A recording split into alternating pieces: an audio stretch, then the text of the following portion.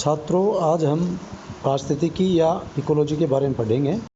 जैसे पिछली बार अपन ने इसके पोल्यूशन कंट्रोल और एनर्जी एस्पेक्ट के बारे में थोड़ा पढ़ा था, आज इसके आगे पढ़ेंगे। पारिस्थितिकी दो शब्दों से मिलकर बना हुआ है, आइकोस तथा लोगोस।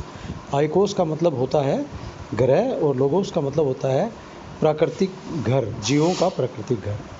अब इसके लिए हमें जो पारिस्थितिकी की परिभाषा है उसको समझना होगा। अब कई प्रकार से परिभाषित किया हुआ है और कई लोगों ने इसको परिभाषित किया है। पारिस्थितिकी प्रकृति की अर्थव्यवस्था से संबंधित ज्ञान है, जीवों का उनके पर्यावरण के संबंध में अध्ययन है, जीव समुदाय का विज्ञान है। पारिस्थितिकी समस्त जीवों के समस्त पर्यावरण के साथ संबंधों के अध्ययन का विज्ञान है।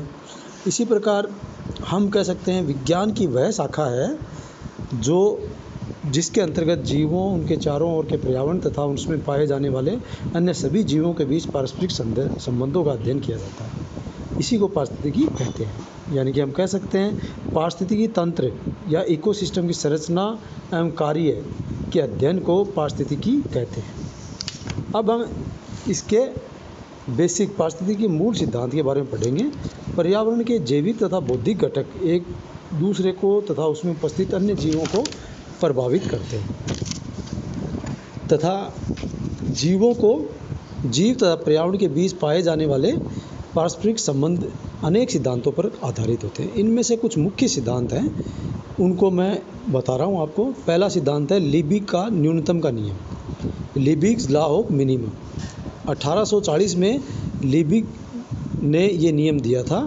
इसके अनुसार पौधों में वृद्धि उनको प्राप्त खनिजों में सबसे कम मात्रा में उपस्थित खनिज पर निर्भर करती है। ये नियम की परिभाषा है। यानी कि पौधों में वृद्धि, जो पौधे हैं वो बढ़ते हैं, उनमें वृद्धि होती है, वो किसके ऊपर निर्भर करती है? उसमें पाए जाने वाले जो पौधे प्राप्त करते हैं ना खनिज, उन खनिजों में सबसे कम मात्रा में उपस्थित खनिज पर निर्भर करती है। तो इस प्रकार हम कह सकते हैं कि लीबिग का न्यूनतम का नियम है, उसमें एक जंजीर की कल्पना करते हुए हम सोच सकते हैं कि जिसमें एक कड़ी के अलावा सभी कड़ियां मजबूत हैं, परंतु इस जंजीर की मजबूती तभी बढ़ सकती है जबकि कमज़ोर कड़ी की मजबूती को बढ़ाया जाए।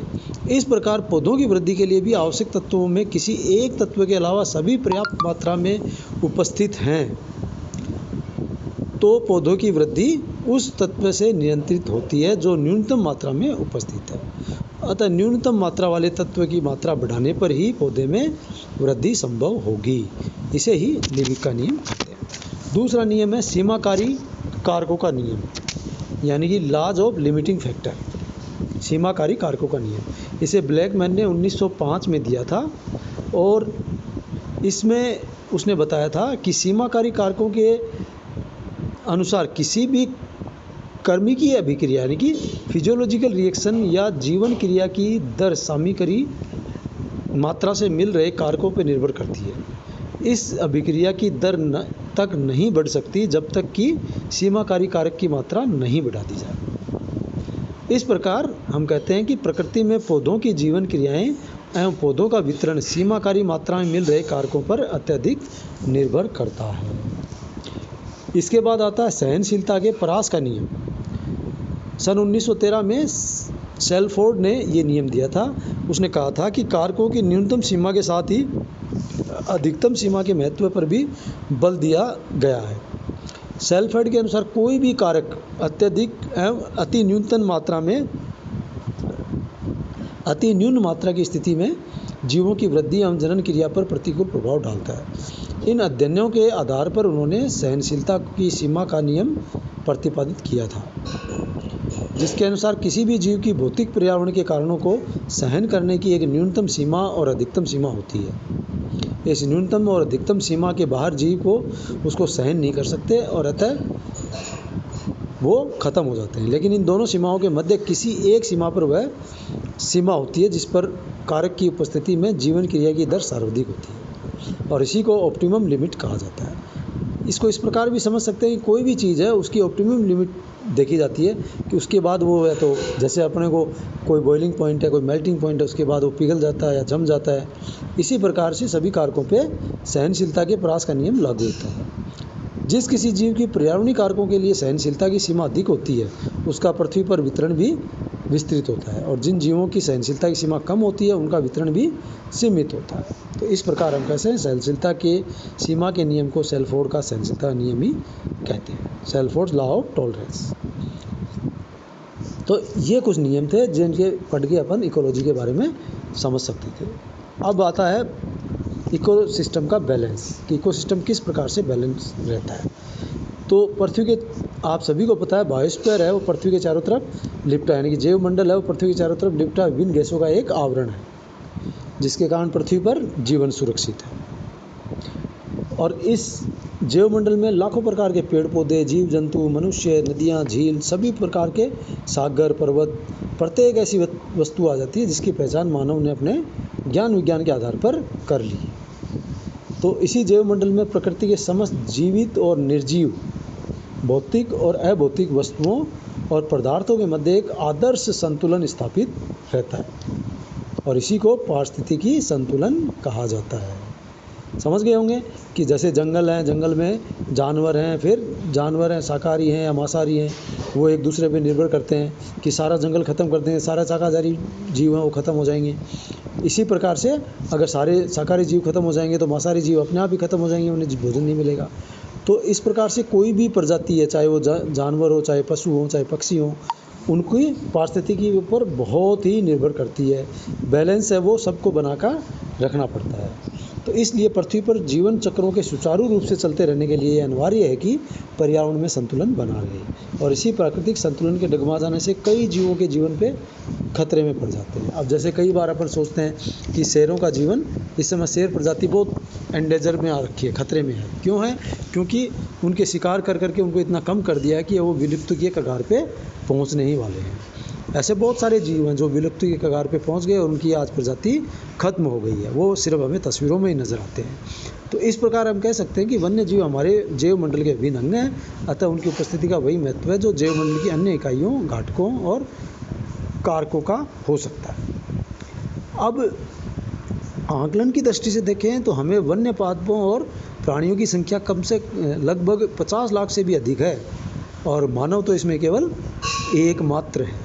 किंतु पृथ्वी के पर्यावरण, विशेषकर इसके जैविक अंशों को परिवर्तित करने की भारी क्षमता के कारण उसने अपने अन्य जीव जातियों का विनाश करके तबाही मचा रखी है, और अब इसमें कह सकते हैं कि एक गंभीर संकट उत्पन्न हो गया है। इसके साथ मनुष्य ने कुछ नवीन विविधताओं को भी जन्म दिया है, जैसे कि फसलों और पशुओं की अनेकानेक नई प्रजातियां खोज डाली हैं, और उनका उपयोग अन्य किस्मों में भी अन्य धान कृषि और आधुनिक कृषि से निरंतर पैदावार करके दबाव में है। इस प्रकार हम कह सकते हैं कि ये एक जो जैव समुदाय और अजैव वातावरण के बीच संतुलन को ही इको बैलेंस कहते हैं। यानी कि वनस्पति जीव जंतुओं से रिलेटेड है, मिट्टी है वो वनस्पतियों और जीव जंतुओं से रिलेटेड है, और चट्टानें हैं वो मिट्टी से रिलेटेड है, और ये सभी चीज़ें जलवायु से रिलेटेड है। तो ये आपका इको बैलेंस के बारे में मैंने बताया है। नेक्स्ट पॉइंट आता है कि ऊर्जा उपयोग से प्रदूषण, यानी कि pollution from energy, use of energy. तो वो कैसे हम देखते हैं कि यूज ऑफ एनर्जी से पोल्यूशन किस प्रकार से होता है। क्या है कि विभिन्न उद्योगों में ऊर्जा उपयोग से वातावरण प्रदूषित होता है, और उद्योगों में कोयला, गैस, पेट्रोलियम आदि ईंधन के रूप में जलाए जाते हैं। लेकिन इससे और जलाने से क्या होता है, कार्बन डाइऑक्साइड निकलती है, कार्बन के कण अन्य गैस वायु में मिलकर उसे प्रदूषित करते हैं। और ऊर्जा उत्पादन केंद्रों से, जो ऊर्जा के उत्पादन केंद्र हैं, उनसे क्या होता है कि वातावरण प्रदूषित होता है, और केमिकल और फर्टिलाइजर उद्योगों से भी वातावरण में विषैली गैसें निकलती हैं और वो मुक्त होती रहती हैं। तो इस प्रकार विभिन्न प्रकार के वायु प्रदूषक मानव स्वास्थ्य के लिए और पर्यावरण के लिए बहुत ही घातक होते हैं, और ये वायु प्रदूषक जीवाश्म ईंधन के चलने से उत्पन्न होते हैं, और इनके प्रदूषकों में स्रोत के आसपास दूर तक बहुत सारी समस्याएं उत्पन्न हो जाती हैं। वायु प्रदूषक लंबी दूरी तक चले जाते हैं और वातावरण में रसायन अभिक्रियाएं करके द्वितीय प्रदूषक जैसे कि एसिड वर्षा है, अम्ल वर्षा है, ओजोन को नुकसान पहुंचाना आदि इसमें सम्मिलित है। अब इसके साथ जो दूसरे प्रदूषण होते हैं वाटर एंड एयर स्टैंडर्ड से, जल और वायु मानक क्या है। अब पूर्ण रूप से शुद्ध जल प्रकृति में उपलब्ध ही नहीं होता है, परंतु जिसे हम शुद्ध जल कहते हैं ना, वो पेयजल होता है और कुछ पदार्थ अल्प मात्रा में उसमें उपस्थित होते हैं। विश्व स्वास्थ्य संगठन ने 1971 में पेयजल के कुछ मानक निर्धारित किए थे, जिसके अनुसार पेयजल स्वच्छ, शीतल, गंध रहित और स्वाद रहित होना चाहिए। अम्लता और क्षारकता मापन करने पर पीएच की वैल्यू है वो 7 से 8.5 के मध्य होनी चाहिए, अर्थात पेयजल उदासीन अथवा बहुत हल्का क्षारीय होना चाहिए। अम्लीय किसी भी हालत में नहीं होना चाहिए। पेयजल में कुल जो ठोस विलय होते हैं वो 500 मिलीग्राम प्रति लीटर से अधिक नहीं होना चाहिए। पेयजल की संपूर्ण कठोरता 100 मिलीग्राम कैल्शियम कार्बोनेट प्रति लीटर की तुल्यांकी से अधिक नहीं होना चाहिए। अन्य सामान्य तत्वों और मूलकों की उच्चतम मात्रा मिलीग्राम प्रति लीटर है, जैसे कैल्शियम 75 मिलीग्राम प्रति लीटर, मैग्नीशियम 30 मिलीग्राम प्रति लीटर, आयरन 0.1 मिलीग्राम प्रति लीटर, मैग्नीज 0.05 मिलीग्राम प्रति लीटर, तांबा 0.05 मिलीग्राम प्रति लीटर, जिंक 5 मिलीग्राम प्रति लीटर, सल्फेट 200 मिलीग्राम प्रति लीटर और क्लोराइड 200 मिलीग्राम प्रति लीटर जरूरी होता है। टॉक्सिक पदार्थों की उच्चतम मात्रा मिलीग्राम प्रति लीटर होती है, जैसे आर्सेनिक है वो 0.05 होना चाहिए, कैडमियम है वो 0.005 होना चाहिए, लीड है वो 0.05 होना चाहिए, मरकरी 0.001 होना चाहिए, साइनाइड है वो 0.05 और फिनालिक पदार्थ है वो 0.001 होना चाहिए। जैविक पदार्थों में भी जो बेसलेस कोलाई जीवाणु पूर्णतया अनुपस्थित होने चाहिए। अन्य कोलीफॉर्म जीवाणु, अदर कोलीफॉर्म बैक्टीरिया हैं, वो भी 100 मिलीलीटर 10 से अधिक नहीं होना चाहिए, प्रति 100 मिलीलीटर में 10 से अधिक नहीं होना चाहिए। अगर ये अधिक हैं तो जल प्रदूषित हो जाता है और इस प्रकार शुद्ध मानी जाने वाली वायु में भी बहुत सी गैसें होती हैं, इनका भी मानक प्रतिशत कुछ इस प्रकार से होता है।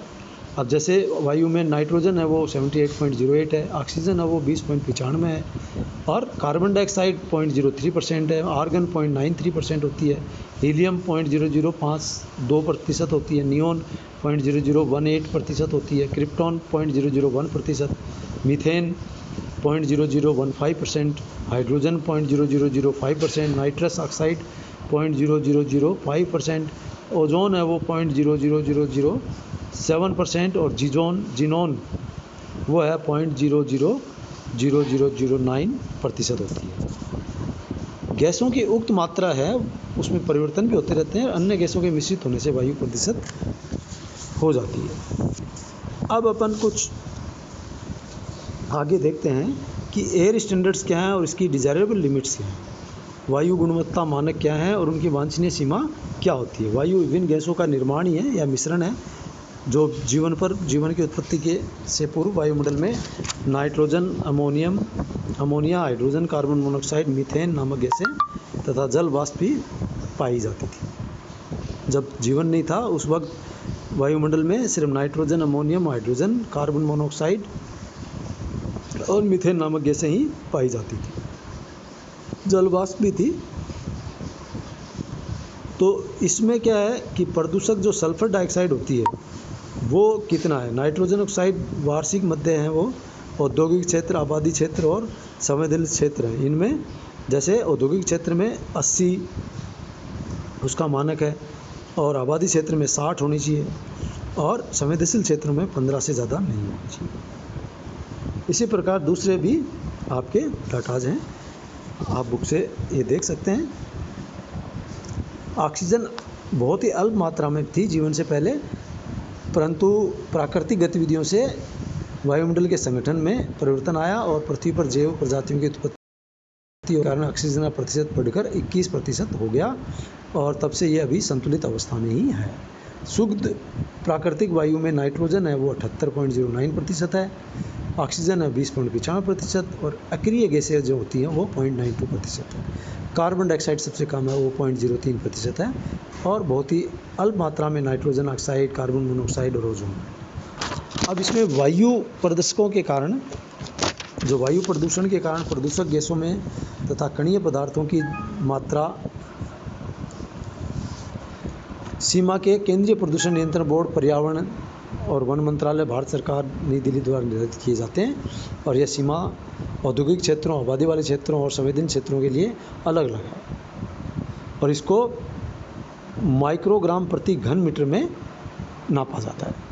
भारत के लिए परिवेशी वायु के राष्ट्रीय गुणवत्ता मानक, जैसे मैंने अभी बताया था और बुक में भी दिखा रखा है। वार्षिक माध्य वर्ष में लिए गए कुछ जो मापन हैं वो दिखाए गए थे और वो आप बुक से देख सकते हो। इसके बाद नेक्स्ट आता है air pollution by thermal power plants and mining. तापीय ऊर्जा संयंत्र और खनन कार्यों का वायु प्रदूषण क्या होता है। अब इसमें क्या है कि ऊर्जा की खपत बढ़ाने के लिए 7 तापीय ऊर्जा संयंत्रों को संख्या में भारी वृद्धि हुई है। अपने को ऊर्जा ज़्यादा चाहिए तो ऊर्जा यानी कि जैसे मान लीजिए बिजली है, इलेक्ट्रिसिटी है, वही ज़्यादा चाहिए तो अपने को थर्मल पावर प्लांट्स हैं उनकी संख्या बढ़ानी पड़ती है। तो इस प्रकार से अभी पूरे विश्व में इनकी भारी संख्या में वृद्धि हुई है। और जो तापीय ऊर्जा संयंत्र हैं उनमें भी ईंधन के रूप में भारी मात्रा में कोयला जलाना पड़ता है और कोयला जलने पे क्या होता है, sulphur dioxide, carbon monoxide, carbon dioxide और कुछ अकार्बनिक पदार्थ हैं वो वायु में उत्सर्जित हो जाते हैं। और इसके अतिरिक्त तापीय ऊर्जा संयंत्र की चिमनियाँ भारी मात्रा में राख निरंतर वायु में फेंकती रहती हैं और फ्लाई ऐश द्वारा वायु प्रदूषण के अतिरिक्त भारी मात्रा में भूमि प्रदूषण भी होता रहता है। अब वायु प्रदूषण से क्या क्या इफ़ेक्ट होता है शरीर पर, सिर दर्द होता है, उल्टी आ जाती हैं, उल्टियाँ आनी शुरू हो जाती हैं, छाती की जकड़न हो जाती है, श्वास लेने में दिक्कत होती है और बहुत सारे दुष्प्रभाव मनुष्य पर पड़ते हैं। इस प्रकार के प्रदूषक ज़्यादातर एसिड रेन भी करते हैं, अम्लीय वर्षा का कारण भी बन जाते हैं, जिससे जलीय जीव हैं, वनस्पति हैं, भवनें आदि को बहुत नुकसान पहुंचता है, क्षति पहुंचती है। और पृथ्वी के धरातल और गहराइयों से खनिज और ऐश निकालने हेतु जो खनन कार्य किया जाता है उससे भी पर्यावरण के कई प्रकार से प्रभावित होता है। पृथ्वी तल का एक बड़ा भाग वनस्पति रहित हो जाता है